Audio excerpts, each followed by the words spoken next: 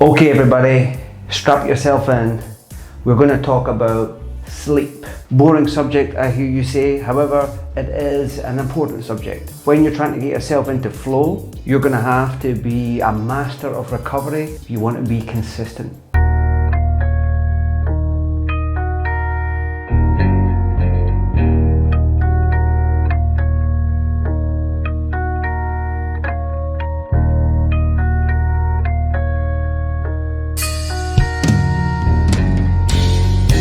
If you're new here, then welcome. I think you're going to enjoy this because you may be tuned in because everything I speak about is dedicated to getting you, friends, family, into flow. So you're at the right place. If you flicked onto this page, video, and you're thinking, who is this Scottish guy? Well, apologies.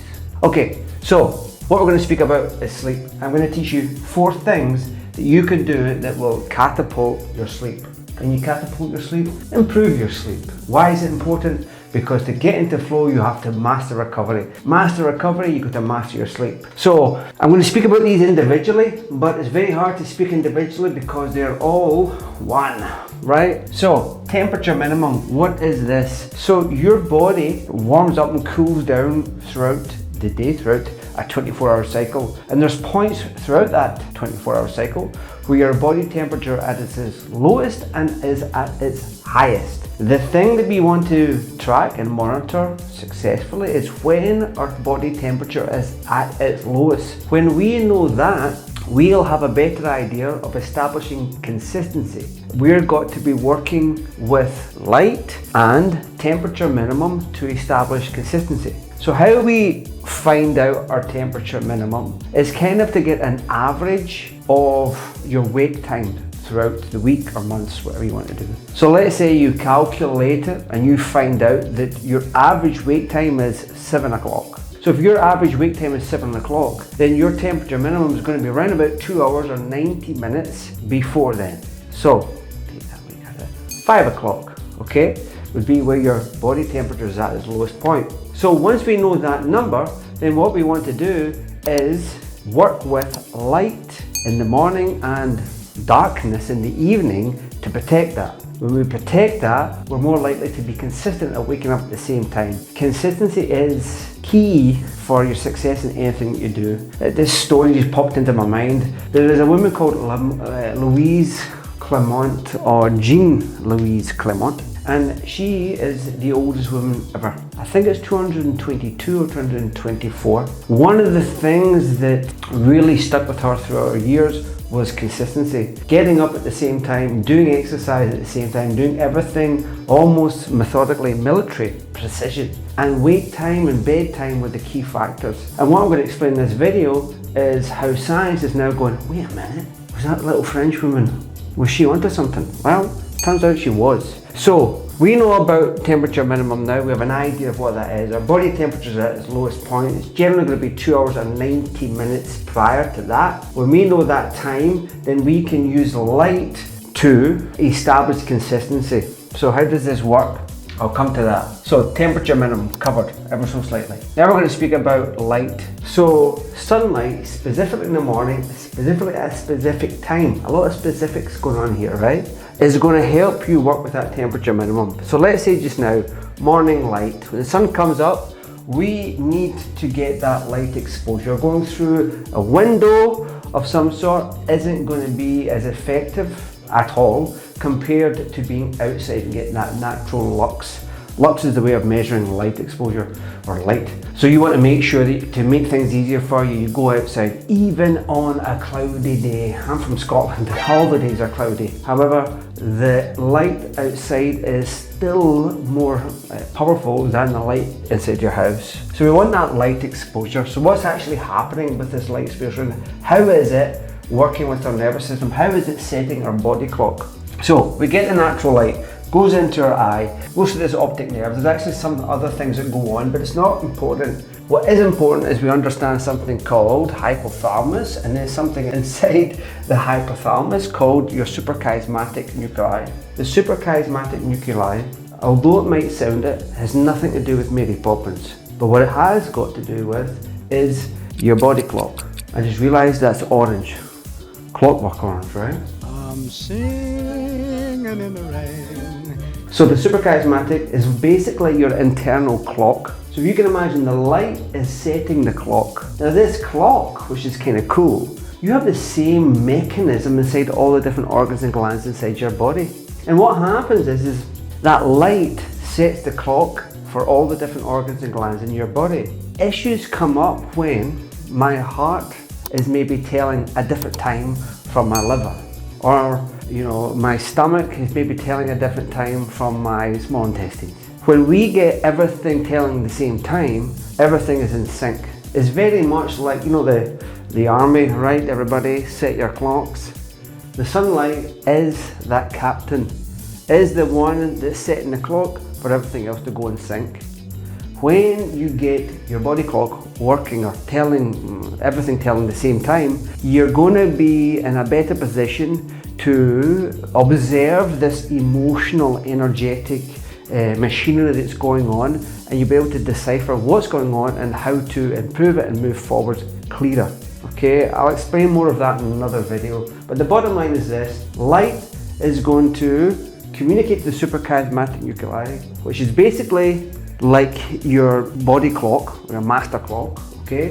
And it's setting your time, and it's also setting time for all the other organs and glands in your body. Next is number 3 is sleep cycles, okay? So what is a sleep cycle? Well, your brain, your body goes through stages of sleep. And these stages, there's 5 of them, and you're going through different forms of non-REM sleep and REM sleep throughout a 90 to 120 minute cycle. That's how I got that calculating back. 2 hours or 90 minutes will find out your body temperature's lowest point before you waken up is that 90-minute cycle. This sleep cycle, it also takes shape in the day, and it's called the ultradian rhythm. You've maybe seen me speak about that in other videos. So this 90-20 wave that goes on is something that we want to be conscious of.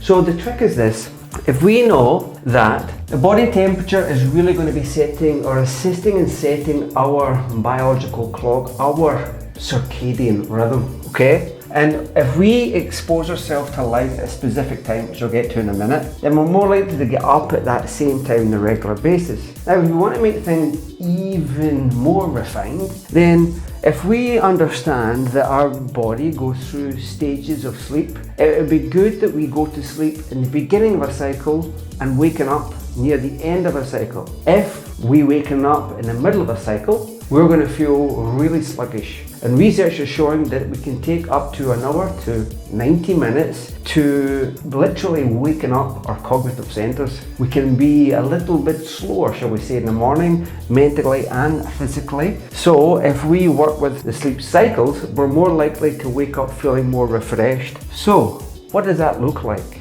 So let's say we know that we have to get up every day at 5:30 in the morning. What?